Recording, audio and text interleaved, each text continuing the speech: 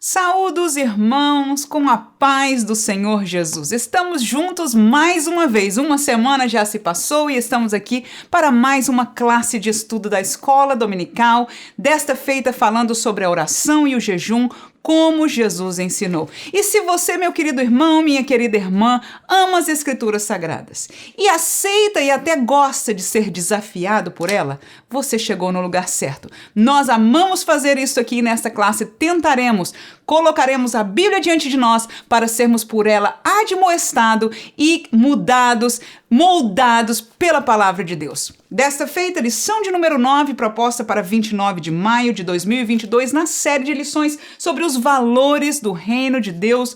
O comentarista intitulou esta lição como Orando e Jejuando como Jesus ensinou. O texto áureo lê-se: disse o Espírito Santo, apartai-me a Barnabé e a Saulo para a obra que os tenho chamado. Então, jejuando e orando e pondo sobre ele as mãos, os despediram. Atos 13, 2 e 3. Mas eu convido a você, como de costume, a dividirmos a nossa lição em 3 tópicos.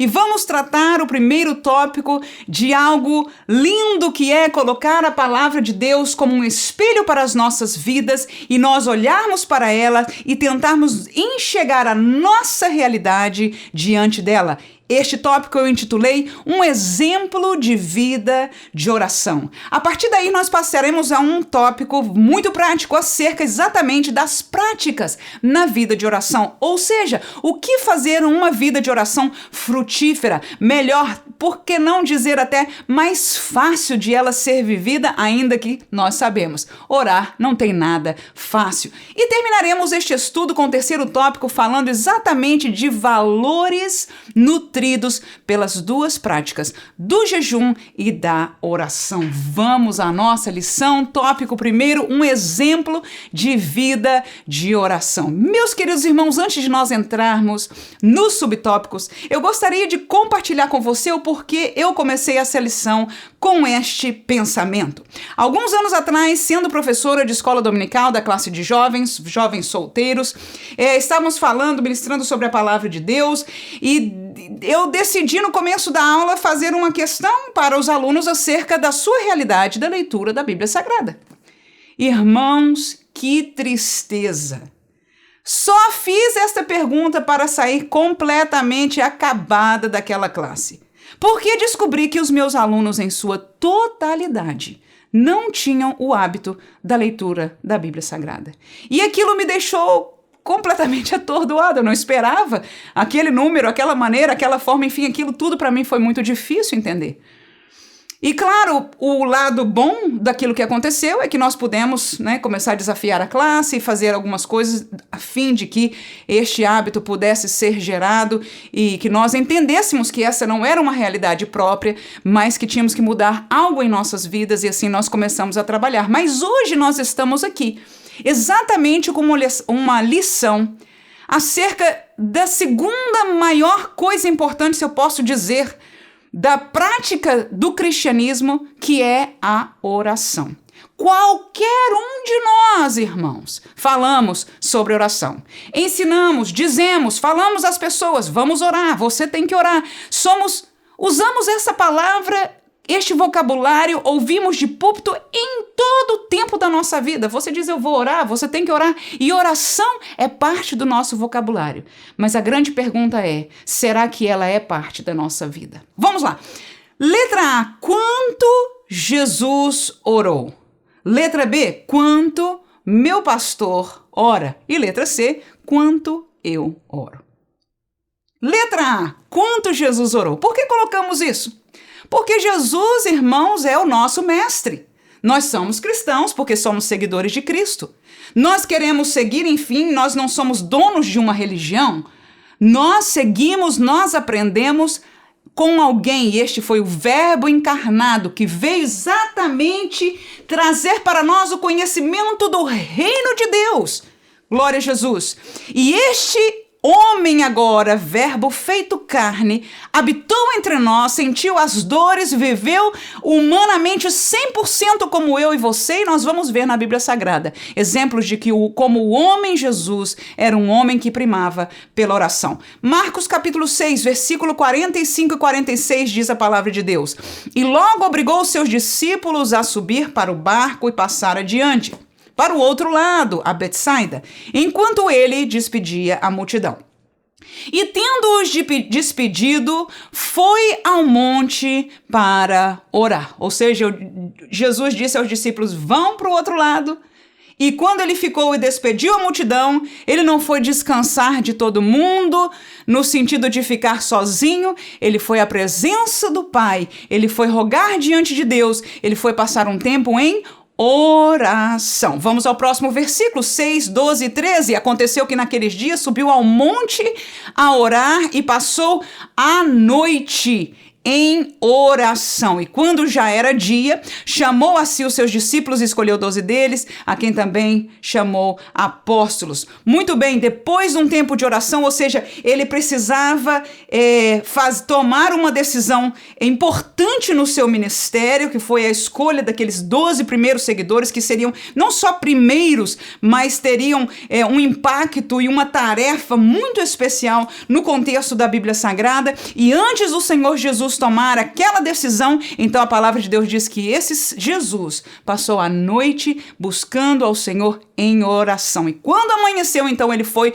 cumprir aquele trabalho do seu ministério, que foi escolher os seus discípulos. Por último, como exemplo, somente Marcos capítulo 1, versículo 35, e levantando-se de manhã muito cedo, estando ainda escuro, saiu e foi para um lugar deserto e ali orava. Com estes textos eu quero ilustrar para mim e para você, e claro, nós sabíamos disso, de que Jesus praticava a oração. Não era porque ele era filho de Deus, ou conhecia o céu, ou conhecia a realidade do reino de Deus, ou até tivesse poder espiritual para fazer tudo aquilo que ele fez, que ele negligenciava uma vida de oração.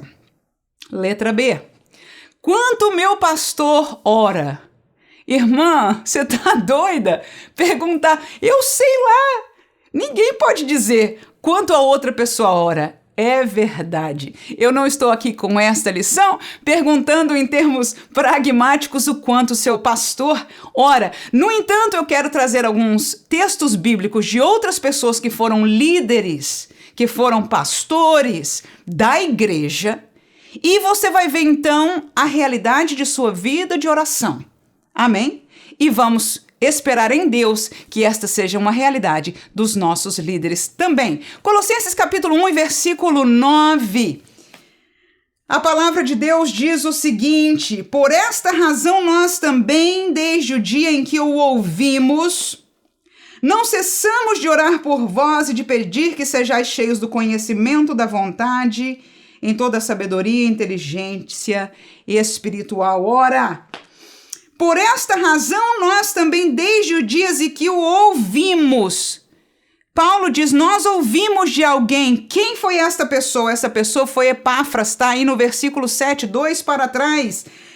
Paulo diz aí, olha, como aprendestes de Epáfras, nosso amado conservo, que para vós é um fiel ministro de Cristo, o qual nos declarou também ao vosso amor no Espírito. Então Epáfras era um ministro, era um homem de Deus que trabalhou ali em prol da igreja dos Colossenses, com os Colossenses, e ele trouxe um relatório a Paulo, e Paulo no versículo 9, onde nós lemos juntos, quando o ouviu, passou então a não cessar de orar por aquela igreja, por aquele povo, por aquela congregação. Então encontramos não só em Epáfras este coração amoroso para com aquela igreja, mas, sobretudo, encontramos um exemplo de um apóstolo, Paulo, que ao ouvir das necessidades, ou até neste caso da bênção, dos frutos espirituais daquela igreja, não cessou, a partir dali, passou a sempre orar e lembrar-se da igreja dos Colossenses, pedindo ao Senhor que eles fossem cheios do conhecimento da vontade de Deus, com toda sabedoria e inteligência espiritual. Próximo versículo. Segundo aos Coríntios 9:14, a palavra de Deus diz o seguinte: e pela sua oração por vós, tendo de vós saudades, por causa da excelente graça de Deus que há em vós. O contexto é bem parecido. Neste texto de 2 aos Coríntios capítulo 9, em verdade, desde o capítulo 8, você vai encontrar de que Paulo enviou a Tito a encontrar-se, a ir visitar a igreja de Corinto para tratar exatamente de uma coleta de ajuda para os cristãos da Judeia. E Tito foi com aquela missão da parte de Paulo, e ele voltou também com este relatório. E agora Paulo, neste versículo, você vai encontrar de que ele observa, de que ele escuta a oração de Tito.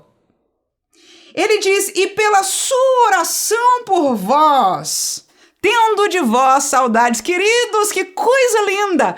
Paulo, ao ouvir a oração de Tito, ele encontra, ele descobre, ele sente através de suas palavras, do seu... Eu não sei, não posso dizer na menor ideia, não é? Mas ele sabe através de sua oração que Tito tinha saudade, né? Daqueles irmãos que ele deixou para trás lá em Corinto. Ele diz: por causa da excelente graça de Deus que em vós há. Ou seja, a abundância da graça de Deus, o frutificar da beleza do Evangelho de Cristo nos irmãos de Corinto trouxeram esta alegria a Tito, que agora de volta, né, a casa, de volta a estar junto com o apóstolo Paulo em momento de oração. Então Paulo descreve de que Tito estava com saudade deles enquanto ele estava ali orando por aquela igreja. Amém, irmãos? Que lindo! Quando os líderes, quando homens de Deus se colocam na presença de Deus e em amor, em lembrança, sendo no sentido de interceder, mas até de agradecer e pedir frutificação espiritual para o povo de Deus,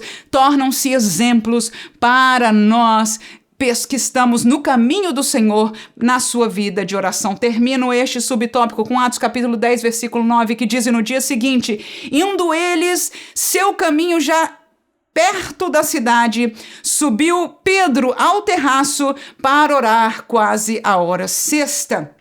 Mais um exemplo de Pedro: estava descansando, estava tranquilo. Pedro sobe a um terraço exatamente para gastar tempo em oração. Nesta altura da vida de Pedro, ele já era um obreiro, ele estava tempo integral, né, vivendo para o ministério da palavra de Deus, como ele mesmo diz, colocou os diáconos para fazer determinadas obras, mas ele e os demais apóstolos estariam no ministério da oração e da palavra. E aí você vai encontrar exatamente este exemplo de uma realidade de Pedro em oração.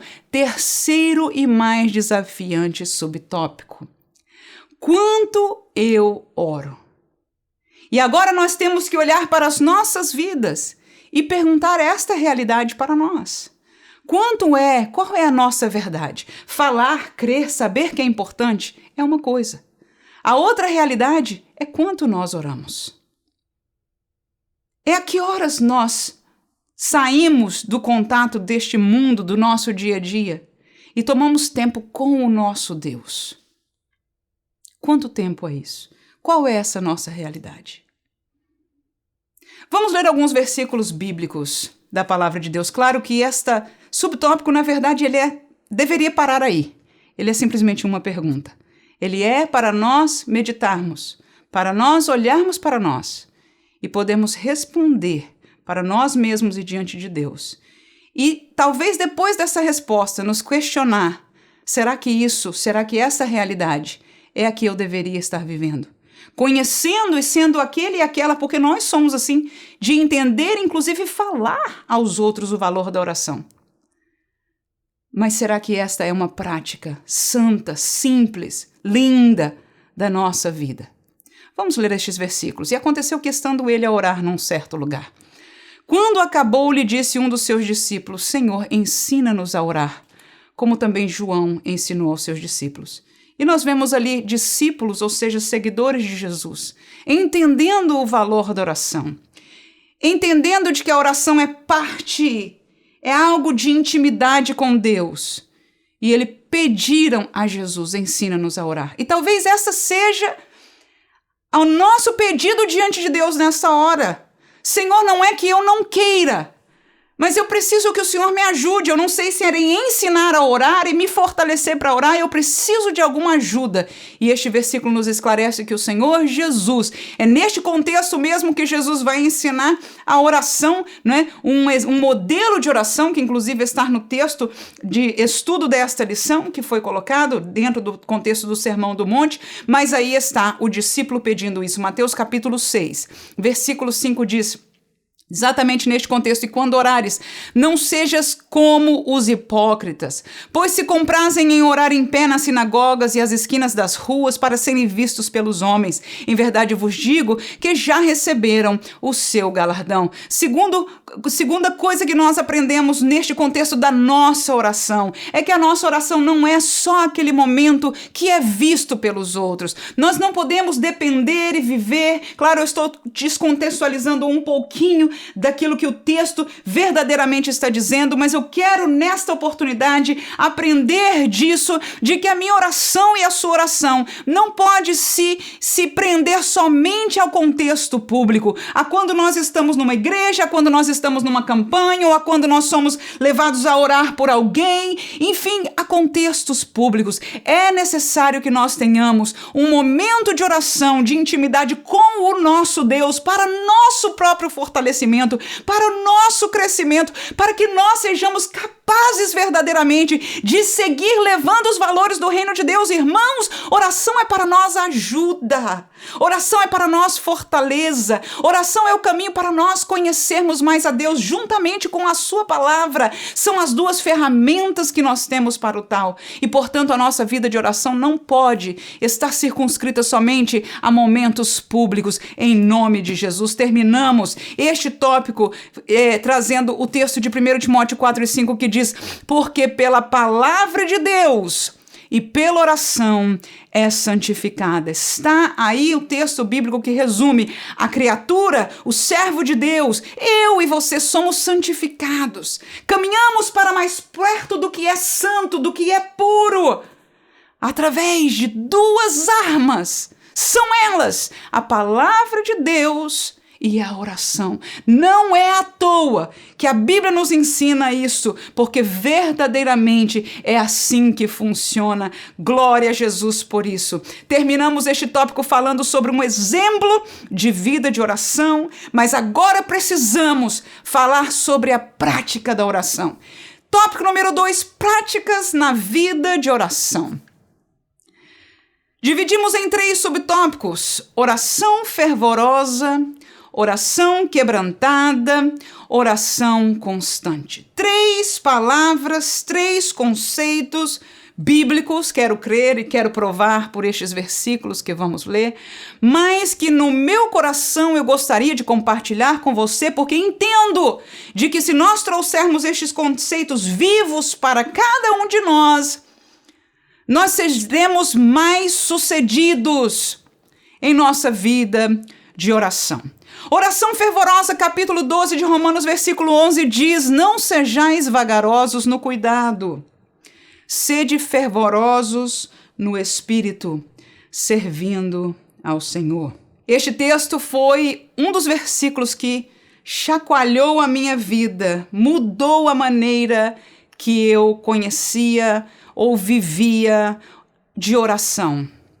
Numa classe de escola dominical, quando eu era aluna, a professora ensinou e falou sobre isso da oração fervorosa.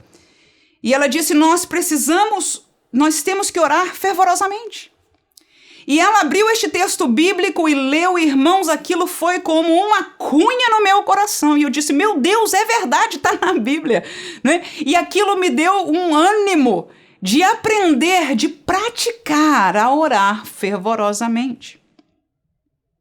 A segunda experiência que me trouxe esta vivência foi assistindo um vídeo de uma ida da equipe da minha igreja, o meu pastor Eronides da Silva, junto com a equipe missionária, fazendo um trabalho em Angola. Eles foram para uma área do interior daquele país, aonde nem o português se fala. Vocês devem saber que Angola, a língua oficial é o português. No entanto, há áreas, mais remotas, de que somente alguns dialetos são falados, e esta era um caso. E quando eu cheguei aqui nos Estados Unidos e encontrei com este ministério qual pertenço até hoje, e eu comecei a ver vídeos do trabalho deles ali na África, e um destes vídeos me lembro bem porque muito marcou a minha vida. Então o pastor Daniel, um pastor angolano, estava ali apresentando aquela igreja local, o grupo de missionários, e ele diz: vamos agradecer a Deus por ter enviado estes homens e mulheres desde tão longe para vir falar a palavra de Deus para nós, para estar conosco e conhecer a nossa realidade. E ele disse aquilo e começou a orar, irmãos, e de repente a câmera, eu não sei quem era o que estava atrás daquelas câmeras, mas aquela câmera começou a passar uma panorama naquela igreja, irmãos. Eu vi, eu acho que a visão a mais linda que eu podia ter visto na minha vida. Um povo orando deliberadamente, tão quebrantados, tão fervorosos. Uma imagem tão linda que moveu o meu coração para sempre. Eu naquele momento eu digo: Senhor, eu quero a minha oração sempre como deste servo de Deus. Veja que aquele que é mais humilde, no distante, foi para mim um exemplo de vida que até hoje não só vivo, mas falo dele. Glória a Jesus. Atos capítulo 18, versículo 25 diz: este era instruído no caminho do Senhor, trata-se de Apolo, e fervoroso de espírito, e falava e ensinava diligentemente as coisas do Senhor, conhecendo somente o batismo de João. Ora, Apolo, um servo de Deus, um pregador da palavra, neste texto, neste contexto do texto que nós estamos lendo aí, nem batizado com o Espírito Santo era, porque, como está dizendo aí, ele somente conhecia o batismo de João. No entanto, ele era fervoroso de espírito, então não há desculpa para ninguém. O que é fervor? Vem da palavra ferver. E quando ferve, você conhece isso muito bem, um líquido quando ferve, ele borbulha, ele se move. Então uma oração fervorosa, uma vida fervorosa, um espírito fervoroso, ele está sempre em movimento, ele não é mórbido, ele não é silencioso, ele não é, aquela coisa sem vida, pelo contrário, ela está borbulhando, ela está se movendo. Vamos caminhar mais adiante, porque eu creio que os próximos nos ajudarão ainda mais a entender esta realidade. Segundo, ou letra B, práticas da vida de oração quebrantada. Salmo 34, versículo 18 diz: perto está o Senhor dos que têm o coração quebrantado e salva os contritos de espírito. Perto está o Senhor dos que têm coração quebrantado. E meus queridos irmãos, este é o segundo sentimento que eu gostaria de todo o meu coração compartilhar com você aqui. É a realidade de manter um coração quebrantado. É de orar, é de falar, é de viver de uma maneira quebrantada. Ou seja, necessitada da graça de Deus. E o coração quebrantado, o coração que precisa de Deus, o coração que entende que em Deus somente ele é completo. Então, o Senhor está perto deste coração. Eu termino este subtópico com Números capítulo 12, versículo 13. Diz assim a palavra de Deus: clamou, pois, Moisés ao Senhor, dizendo: ó Deus, rogo-te que a cures. Queridos irmãos, aqui está Moisés, não só o líder. Aliás, aqui está Moisés, não o líder. Aqui está Moisés, irmão de Miriam. Aqui está Moisés clamando pela vida de Miriam, que cometeu um erro diante de Deus e foi punida. E a palavra de Deus diz que neste versículo, clamou, pois, Moisés ao Senhor. E eu aprendo aqui de um coração quebrantado, é que Moisés, quando chegou diante de Deus, ele tinha uma causa que ele se importava muito. Quando ele viu a sua irmã completamente consumida de lepra da cabeça aos pés, Ele não tinha outra coisa que fazer. O coração de Moisés estava completamente quebrantado. E ouça as palavras-chave deste versículo. Ele clamou ao Senhor. E eu aprendo que a nossa oração de alguém que está quebrantado, ele usa estes dois conceitos deste versículo, e o primeiro é clamar. E clamar, irmãos, não é falar, chamar, pedir, ai Senhor, não. Lembra do cego de Jericó? Que disse, filho de Davi, tem misericórdia de mim. Ele clamava. Oh, que lindo ouvir o clamor da igreja, dizer, Senhor, estamos em dias difíceis, sustenta a nossa fé. Levanta-me desta vida que tenho vivido para voltar a uma vida genuína de oração dependente não dos outros, mas de Ti. E tantas outras coisas precisamos, igreja, clamar. E Moisés nos traz este rico exemplo. Ele clamou ao Senhor dizendo, ó Deus, olha a segunda palavra aparecendo aí, rogo-te. Quem roga, irmãos, não tem outra saída. Quem roga entende que aquele que dá é maior, é poderoso, tem poder para fazer algo por você e por mim. E Moisés rogou ao Senhor que curasse a sua irmã. E eu entendo de que estes conceitos são aqueles que vão revigorar, ajudar, mover a nossa vida de oração para ser fervorosa. Em que sentido? No sentido de, primeiro, quebrantada, através do clamor, através do rogos, deste fervor na nossa oração diante de Deus. E não dá para ser com a boca para dentro, com a voz para dentro, não dá para ser mumificado, aleluia! Glória a Deus, precisamos libertar-nos. E quem se incomode, se incomode. Sou eu e você que precisamos clamar pela nossa irmã como Moisés. Sou eu e você que precisamos clamar pela nossa vida, pela salvação de alguém, pela realidade da nossa igreja, pelo nosso pastor. Precisamos clamar, precisamos de vida de volta às nossas orações. E termino com o conceito bíblico da oração constante. 1 Tessalonicenses 5,17 diz, orai sem cessar. Gálatas 5,16, a palavra de Deus diz, digo, porém, andai em espírito e não cumprireis a concupiscência da carne. O que é andar em espírito com E maiúsculo? É em todo tempo. Eu considero a realidade, a presença do Espírito Santo que está comigo. Vamos terminar este subtópico com Efésios 6,18, diz, orando em todo tempo, com toda oração e súplica no Espírito.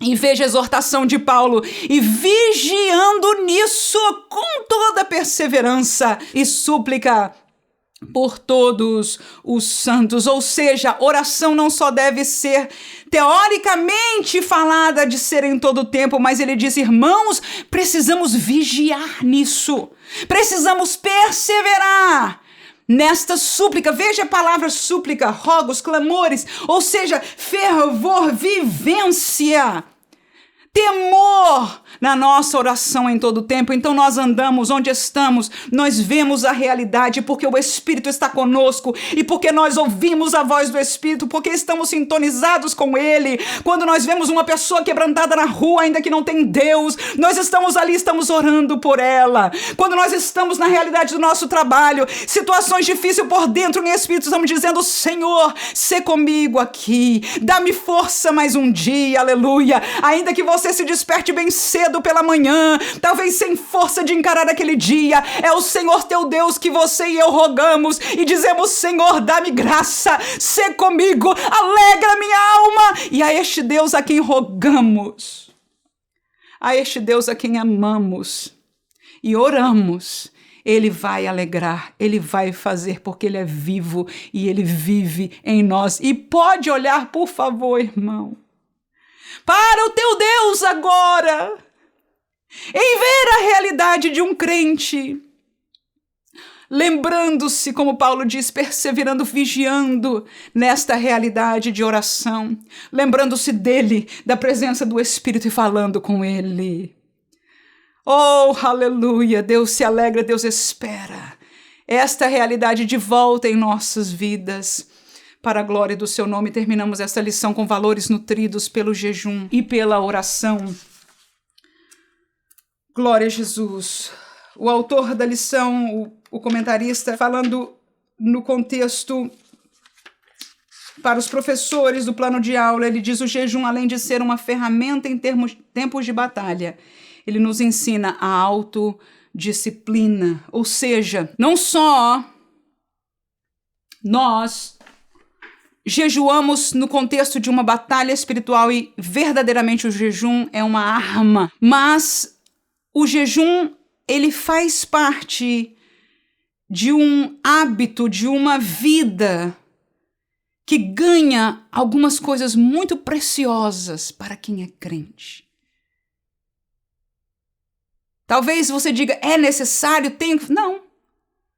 Mas você vai ganhar tanto com esta realidade. E é nisso que nós vamos nos enfocar neste tópico. Primeiro, vai ganhar uma postura de humildade. Efésios capítulo 6, versículo 18. Em diante de nós, 2 versículos. Lê-se da seguinte maneira: orando em todo o tempo, com oração e súplica no Espírito. Acabamos de ler este versículo. E vigiando nisto com perseverança e súplica por todos os santos. Veja o que Paulo segue a dizer: e por mim, para que me seja dada no abrir da minha boca a palavra com confiança, para fazer notório o mistério do Evangelho. Então, esta humildade, irmãos, eu deixo aqui para nós de Paulo. E o versículo 20 podemos ler ainda também: pelo qual sou embaixador em cadeias, para que possa falar livremente, como me convém falar. Ou seja, para eu ser melhor usado por Deus, para eu abrir minha boca com confiança, para fazer notório o ministério, para pregar a palavra, para cumprir o meu ministério, eu preciso das vossas orações. Que humildade do apóstolo Paulo, um gigante homem de Deus como ele era. Mas essa humildade nasce em pessoas que vivem a realidade de orar e de jejuar. 1 Timóteo 5,5, a palavra de Deus diz: ora, a que é verdadeiramente viúva e desamparada espera em Deus e persevera de noite e de dias em rogos e orações. Aí este texto é aconselhador, não é, de aconselhar ao servo do Senhor, ao obreiro Timóteo, acerca das realidades das viúvas. Mas ele disse aquela que é verdadeira, não é? Aquela que necessita de verdade. Você vai ver a marca na vida dela de que ela persevera em oração dia e noite. Ela tem uma postura humilde, não é? Dependente do Senhor. A segunda postura é uma postura de autonegação, e é este o ponto que, inclusive, o comentarista chamou-nos a atenção. Mateus capítulo 26, versículo 38 e 39. A palavra de Deus diz o seguinte: então lhes disse: a minha alma está cheia de tristeza até a morte, ficai aqui e velai comigo. Indo um pouco mais adiante, prostrou-se sobre o seu rosto, orando e dizendo: meu Pai, se é possível, passa de mim este cálice, todavia não seja como eu quero, mas como tu queres. Conhecemos esta passagem, era Jesus no Getsêmani. Mas veja de que ele pediu aos seus discípulos autonegação. Pediu a eles: por favor, fica um pouquinho comigo.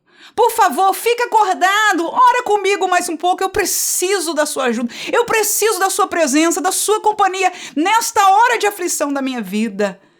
Então, aqueles que trabalham, aqueles que vivem, aqueles que se esforçam em orar e jejuar, eles estão formando uma postura de autonegação. Mateus capítulo 16, versículo 24. Então disse Jesus aos seus discípulos: se alguém quiser vir após mim, renuncie-se a si mesmo. Tome sobre si a sua cruz e siga-me. Mesmo contexto, Lucas 14, 33. Assim, pois, qualquer de vós que não renuncia a tudo quanto tem, não pode ser meus discípulos. E se nós, portanto, irmãos, queremos ser chamados de discípulos de Jesus, queremos ser valentes do reino de Deus, então nós precisamos renunciar a nós mesmos.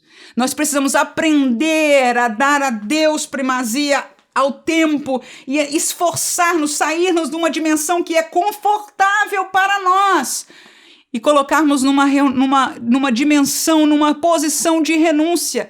E quão forte é a renúncia de tempo de oração e a renúncia de jejum. Terminamos com uma postura de dependência. Mateus capítulo 17, 21, a palavra de Deus diz: mas esta casta de demônio não se expulsa senão pela oração e pelo jejum. Está aí, sabia Jesus? Há uma dependência, só tem alguém que pode fazer, e este alguém, o poder não está em nós, o poder está em Deus. E o Senhor, o próprio Jesus, ensinou aos seus discípulos, dizendo: há necessidade de uma vida, de um poder extraordinário, nós somos dependentes, e aquele que vive esta realidade, ele aprende e vive esta dependência. Terminamos com Filipenses 4:6, que diz: não estejais inquietos por coisa alguma, antes as vossas petições sejam em tudo conhecidas diante de Deus, pela oração e súplicas com ações de graça. Então, esta postura de dependência, de não estar inquietos por saber que nós dependemos do Senhor, ela é alimentada por uma vida de oração e, se for mais ainda, por jejum. Há uma completude.